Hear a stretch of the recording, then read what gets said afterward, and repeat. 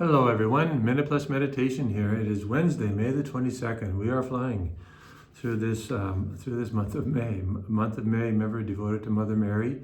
So really try to zero in on your Marian devotions during this entire month.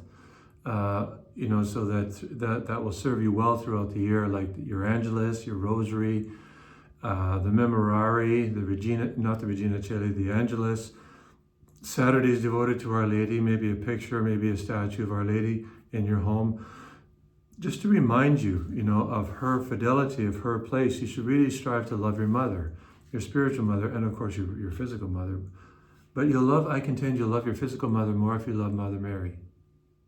You will love your mother, blood mother, more if you love Mary, have a special place of Mary in your heart.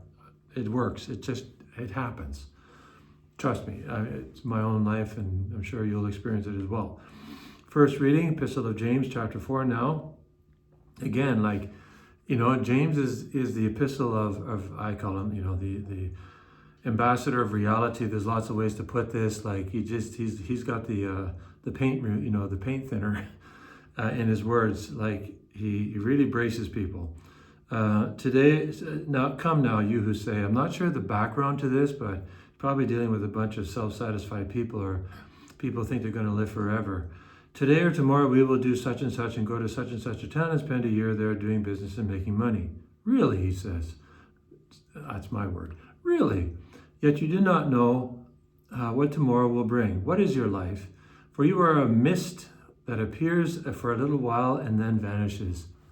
Poof! Now, is this a smack upside the head? No, not really.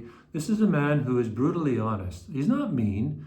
He's not unkind. He's not trying to put his finger, poke. This is a man who's living his life. He's living the life of Christ as well. He's no different than any of these other people, but he gets it totally. He gets it, and he wants us to get it. He's not saying give up your possessions and go and run and hide in a cave. James didn't live in a cave. He lived in the city of Jerusalem.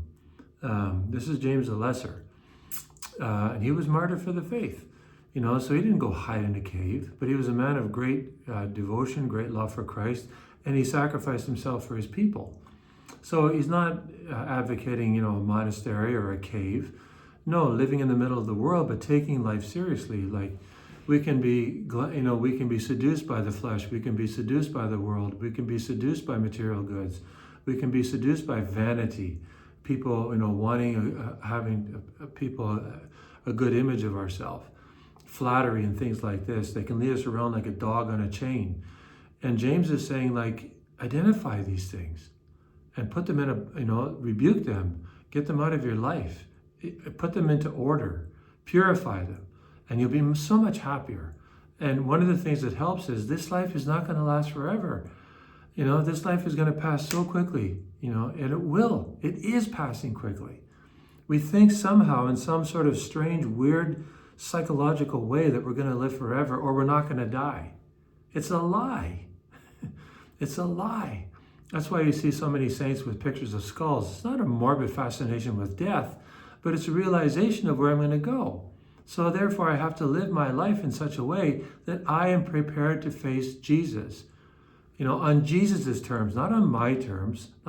So I need to identify these things that can very, very easily lead me astray. And they do lead a lot of people today astray. Even looking at cell phones and things like this. The cell phone is it's a window. It's worse than, there's a lot of good things we can do in our cell phone. I listen to beautiful podcasts, and we do this and many, many other things. We can phone our, people all over the world, stay in contact. But there's a lot of filth and garbage on this, and we have to be willing to rebuke this stuff, name it and rebuke it, hate it actually, and do everything we can to stay away from it. To the gospel, we are now, of course, in Mark. John said, one of the disciples said to Jesus, "Teacher, we saw someone casting out demons in your name, and we tried to stop him because he was not following us." Jesus said, "Don't stop him. Ultimately, whoever is not against us is for us."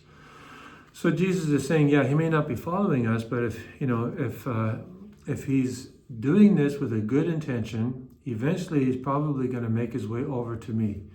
Even though he may not be formally following me, he's going to make his way over to me. And this, so that there are a lot of good people who are not, as Catholics, I would say, a lot of good people who are not in the Catholic Church, doing a lot of good. They're trying their best with the lights of conscience that they have.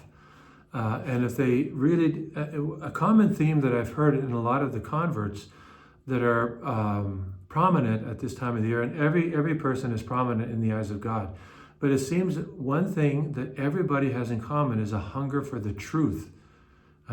They have desire community and friendship, but they have when you strip a lot of things away, you discover a hunger for the truth, and a truth that they want, they're hungry for, they're willing to follow, they're willing to see where it leads them. So you and I also need to hunger for the truth, right? By doing this, we can maybe help others follow their hunger for the truth, and they will also discover Jesus. God bless you.